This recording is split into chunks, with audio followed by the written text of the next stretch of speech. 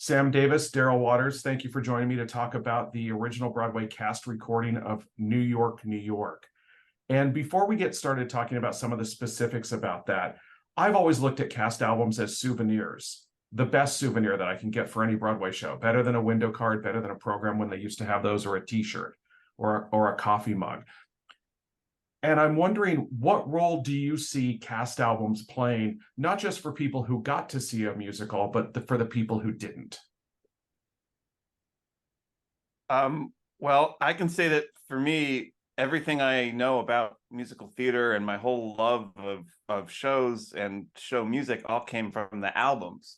I would get cast albums as a kid and listen to the songs and love the songs, but not know anything about the plots. So, for instance, I made up my own plot, The South Pacific, which I'd be happy to share with you someday. But you would listen to it and would imagine what it would be like on stage, or imagine seeing it. And so my whole passion for it came from musicals, and I imagine that's true, especially for people who don't live in New York, who can't necessarily get to New York and see the shows. That a lot of the joy of it will come from listening to the album. And basically, I would echo what Sam said. I grew up in Cleveland, Ohio, and we get shows through there, but certainly not Broadway not Broadway quality. So I would listen to the albums, and it's the same thing. It's like you kind of make up your story, but at the same time, it's just listening to all this glorious music just draws you even that much closer to the whole scene, and makes you want to be a part of the whole scene. That's how I ended up here. I've also found that in certain cases, the Broadway albums actually had more life and vitality in them than perhaps the music did when I saw it on stage. What freedom do you guys have in rethinking the work you've done for the stage so that it can be properly received and experienced vis-a-vis a recording? I mean, that's an interesting question. When we were recording New York, New York, we had several challenges because the show was such a big dance show, and it's such a visual show. I mean, the set alone is worth the price of admission. So how do you keep the joy of that when you don't have anything to look at? And mostly that just meant in the way that the songs were performed. We have a number in Act 2 called the San Juan Supper Club that was one of the big production numbers in Act 2. And when you see it in the audience with Susan Stroman's choreography, it was thrilling. But when we recorded it the way we do it in the show, it's without the visuals, it seemed a little lackluster. So we ended up doing it almost twice the tempo that we do it in the show, and to kind of create with orally the excitement that you saw visually. And there were lots of little tweaks like that, just doing moments a little bit faster, or maybe having an actor do a slightly different line reading, or sing something slightly different, just to make sure that it was going to work without visuals. In terms of our actual orchestration work, we didn't change anything at all, except for every now and then we put an ending on a number that didn't have an ending in the show. But let's not forget something very major. It's on Broadway there's a minimum, and you try and keep to the minimum number of players, because every player is more expensive. For the album, we had the luxury of actually adding some strings, so that gave us a much richer sound than you would normally hear. Yes. We had strings for maybe a third of the score. We had extra strings for the symphonic stuff. It really helped a lot. That was great. When I'm listening to the cast album of this particular show, it's one of the few recordings where I listened to where I started thinking, how much do the lyrics influence the orchestration and the arrangements as opposed to just the music? Because it felt to me in listening to it at various moments that, oh, there was a thought here, and that seemed to me to be sprung from the lyric as opposed to from the music. Do the lyrics factor into how you orchestrate or arrange a particular song in a show? I'm going to just jump right in here and say, oh, yes, most definitely. and let Sam take it from there, because he was, he was very instrumental from the beginning in the show. So, he had lots of input into every single note that happened. For me, it's like I was looking at his notes, but I absolutely had no choice but to, look at the lyrics too, to find ways to marry the two. You don't, the tune does not exist on its own. It's, it has to be married, as far as I'm concerned, to the lyrics. Yeah, I would echo Daryl in saying that completely the lyrics are incredibly important when you orchestrate any song.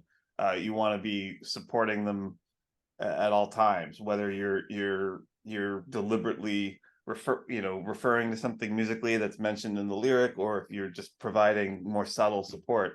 The lyric is really important. I could think of many times when we both did that.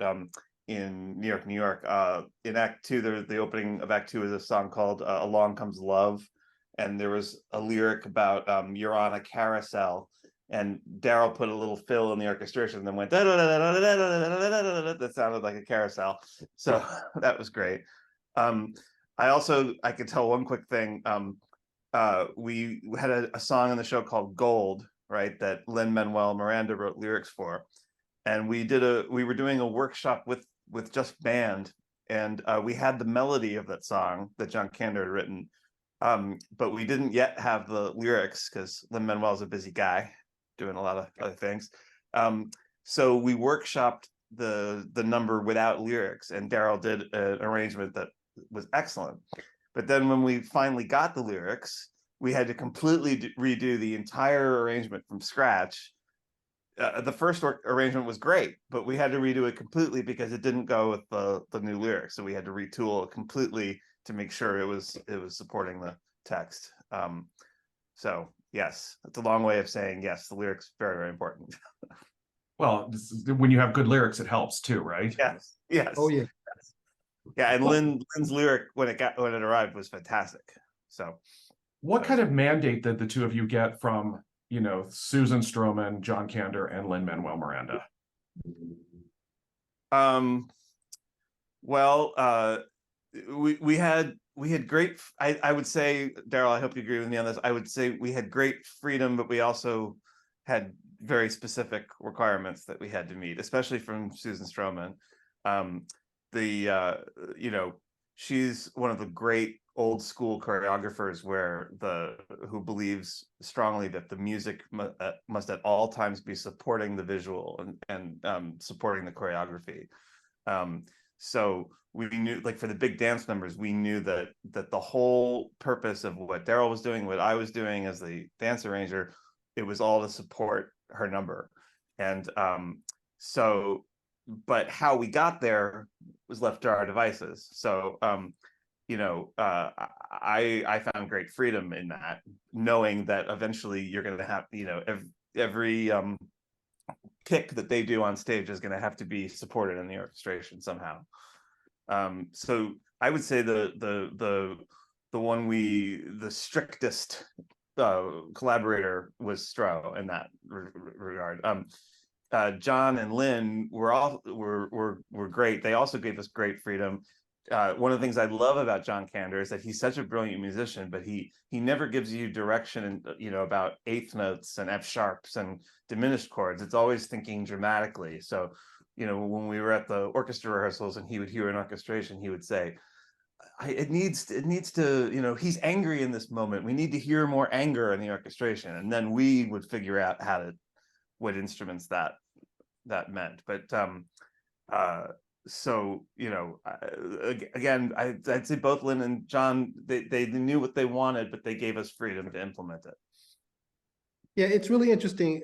It was interesting for me to work with John Kander because, as Sam said, he's absolutely thinking musically, but he expresses it dramaturgically.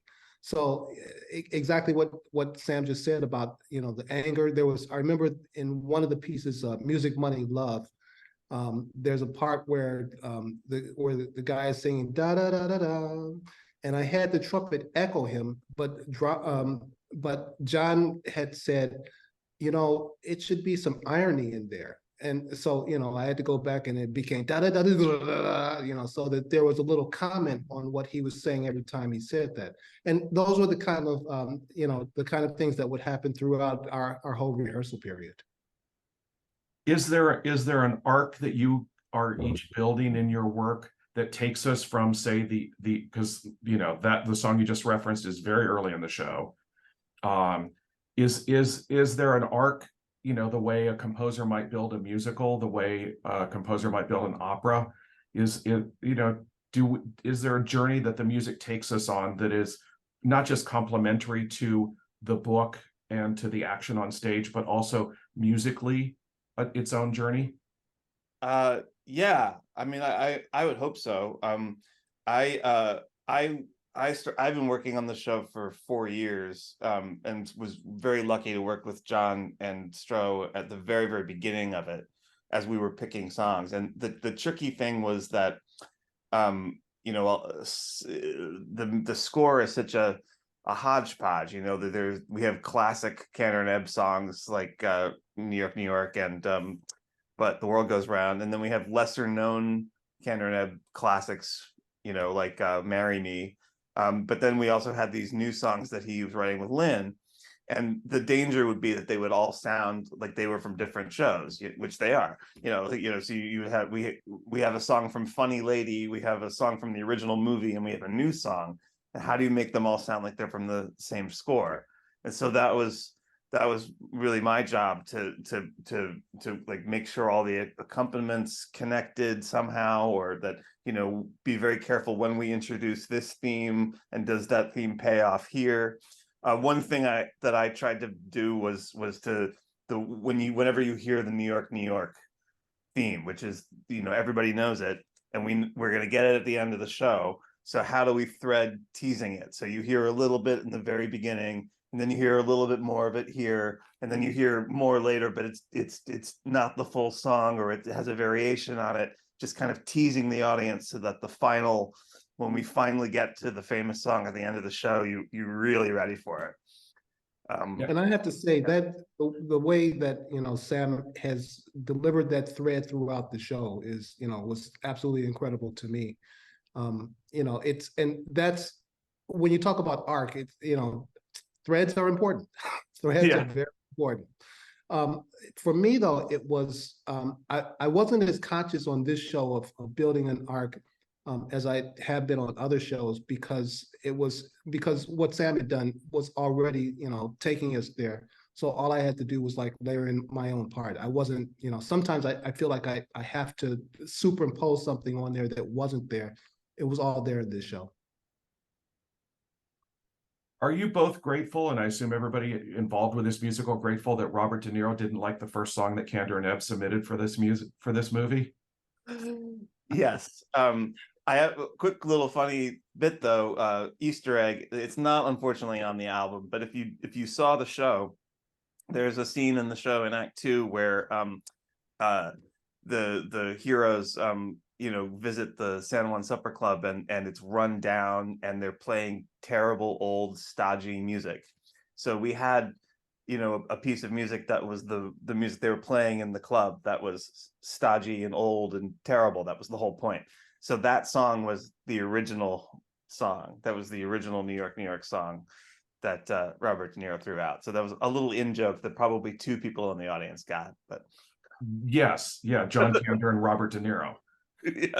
Yes, exactly. I think Liza actually did perform in one concert I saw her do. She sang the alt version of New York, New York. So I think really? I've heard it once. Oh wow! I've only heard the original demo. I've never heard a proper singer do it. Yeah, well, wow, that was a while ago, quite a while ago. How was she? Back then, she was great. Yeah. That it's because I'm old AF. I saw her in the 70s. So there's an advantage to that. I got to see a lot of people that are revered now, that people who are much younger can only think about what it must have been like. Yeah. Yes, it's very true. Pardon me? I'm jealous. Well, Yeah, yeah, there's some good ones. I'm gonna actually ask about somebody that I saw Yeah. a little bit later in our conversation. When Okay. I'm listening to this album, and I still call them albums. I hear allusions to music that I associate with New York, or composers that I associate with New York. Am I hearing things, or was that an intentional part of what was being done in the show? Whatever can you be referring to? Yeah, no, yes. Those yes, I'm not sure we ever talked about it as a creative team all that much. But definitely, I mean, John is an old soul who loves the certain New York composers like Gershwin and Bernstein and people like that, and I am also an old soul who loves that music, and it completely came out in the writing of it. I mean, we opened the show with a big ballet set in Times Square. Like, how could you not channel Bernstein,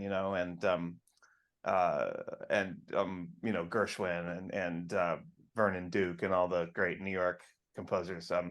But yeah, like we didn't talk about it explicitly all that much, but it's definitely there. You clearly weren't discouraged from doing it. No. Yeah. So tell me how the two of you collaborated on this show, because you each have distinctive styles. You have your own backgrounds.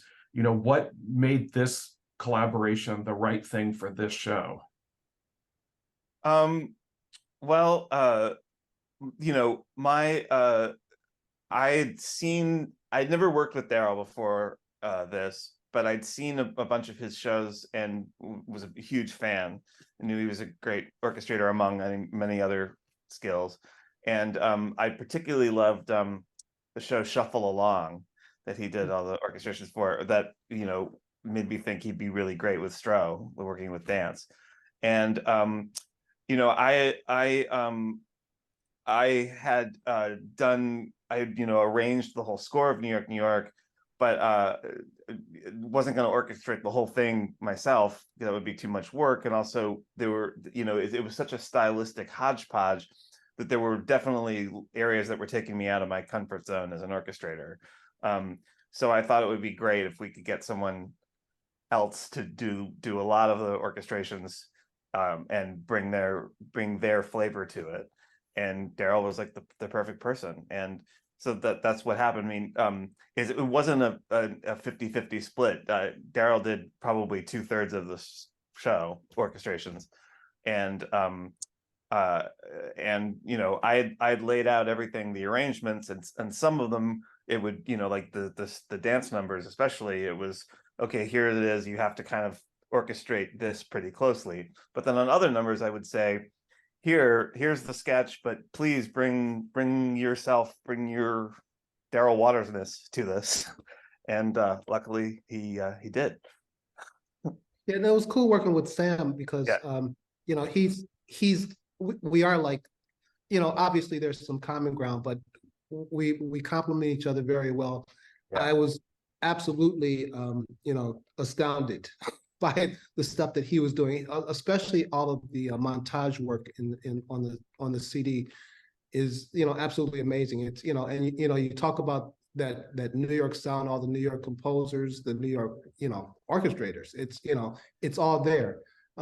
So that part of it, especially especially the stuff that was like classically influenced, he's the guy. There's no doubt about that. And I brought my own influence, just from like he said, I worked on shows like Shuffle Along, where I had to be ensconced in a lot of the jazz of the early part of the 20th century. Yes, Yeah. there's a show I wish there was a cast album to hear. So do we. Yeah, I love that. I actually really love that show. Oh, thanks. A good example of a number where Daryl really took the lead was that San Juan Supper Club number, where basically I said, here's the rough shape of it, help. and he really did a lot, not just the orchestration, but adding fills and harmonies and stuff that really fleshed it out and made it much more what it is. That comes from living in Harlem for 30 years. Yes. Yeah. Now, the show has announced that it will go on a 2025 tour. How much work are you each going to have to do to pare this down for a touring production? Because they're clearly not going to be able to afford the number of musicians that you had in the pit at the St. James. Yeah, I mean, we're still under discussions for the tour. In fact, we have a meeting about it next week. We will have to reduce it. Part of there's a lot you can do nowadays with Ableton technology to kind of suggest the bigger band. So depending on how much we go that route, that will affect if we have to do a lot of work rewriting our charts for a smaller band, or if someone else can program the computer to make our charts as is sound great with a small band. But yeah, we're still working on that. So no definite answers yet. Right. I did mention that I was going to bring up somebody that I did get a pleasure of seeing once, and that was in a show called The Wild Party, because I want to ask you each about personal projects that you've done. So Daryl, I do have to ask, what was your 20 years, I believe it was, with Eartha Kitt like, if you were to describe that in a small amount, because I'm sure there's a lot to it. It's one of those educations that you can only get being out with somebody that long. That's that old school education. And she was old school, she was grounded, she treated me like her son. I cannot tell you how much I learned on that obviously I still use to this day, and on shows like like New York. But it was a great time. I saw a lot of the world, and I learned a lot about people. I learned a lot about how this business works, and how to make sure that it works for you. Is there any one thing you can point to that was an influence in what you did for New York that came from your time with her? I don't know if there's one thing, because at this point in my life, everything is like kind of a wash. That's like, it's just who I am now. But just the whole, if nothing else, I mean, at the bottom of it all is the work ethic, and always trying to find the truth, the honesty in what I do, and bringing it to somebody else. Right. And then Sam, I need to ask you, as somebody who's been waiting since 2010 for another album of your songs, because Love on a Summer Afternoon is one of my favorite recordings. Oh, wow. That's so nice of you to say that. Thank you. It's like, I hear that and I go, I can't wait to see his musicals. And I have yet to have that pleasure. So when is that still part of the game plan, or is there, I know you're so busy with these shows, but when's there going to be a musical by Sam Davis that we can see? When? Well, never say never, but I have to admit that songwriting specifically is not really on my radar right now. I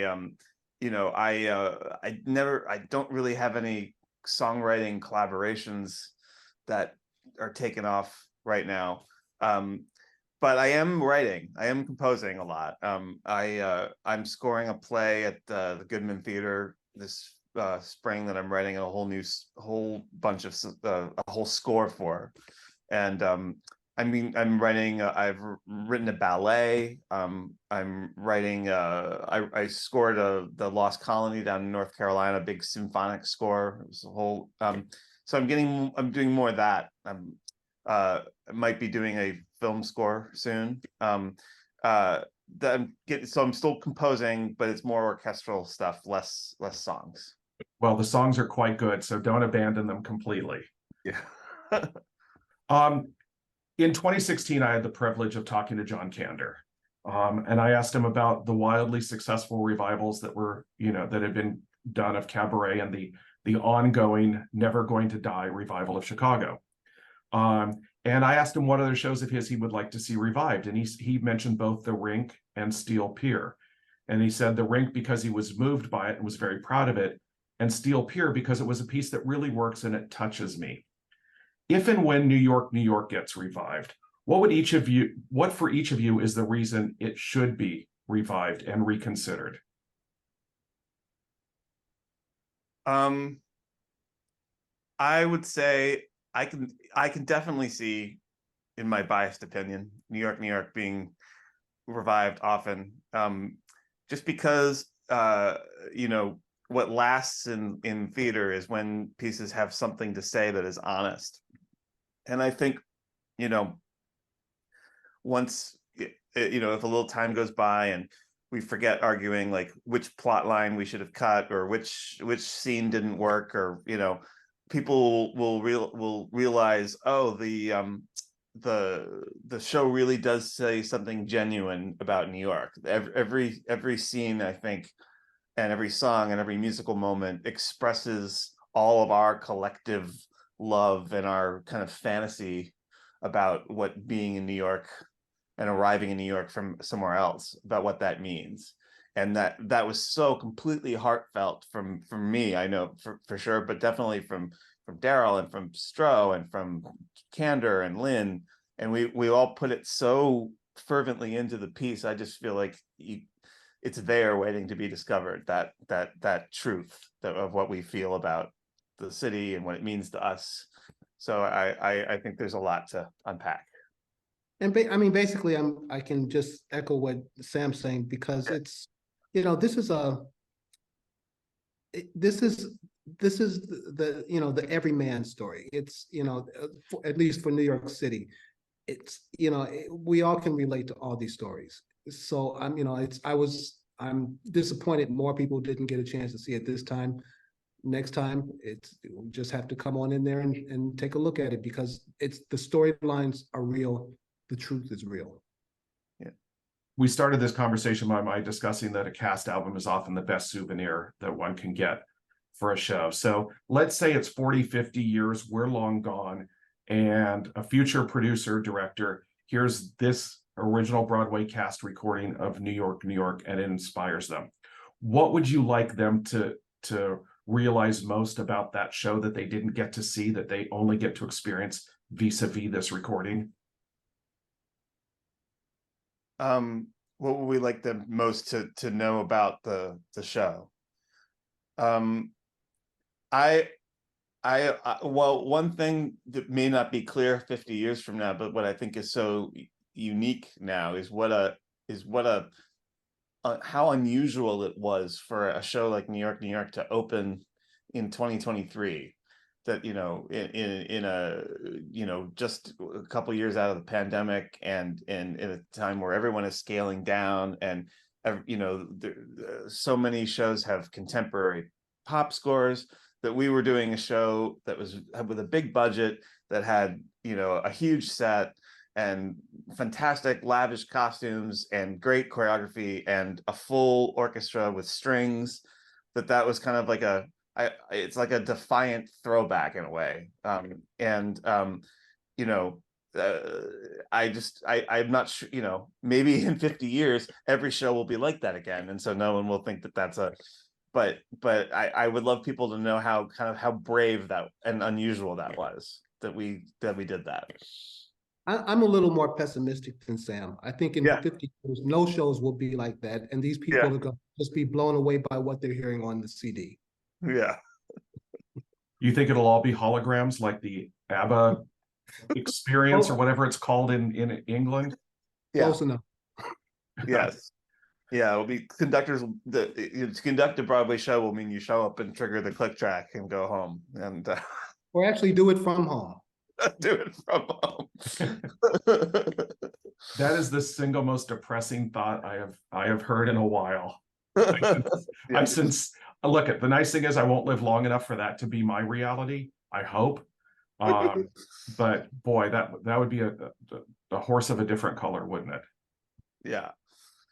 I mean, there's so many bands, like the bands are so remote, and the conductor is remote. I've always just thought, well, why not just do it from home? Just put the camera on me, I'll conduct, and then during the dialogue scenes I'll go in the kitchen and make dinner, but well, I hope that doesn't happen. Well, thank you both for your time to discuss New York. Are you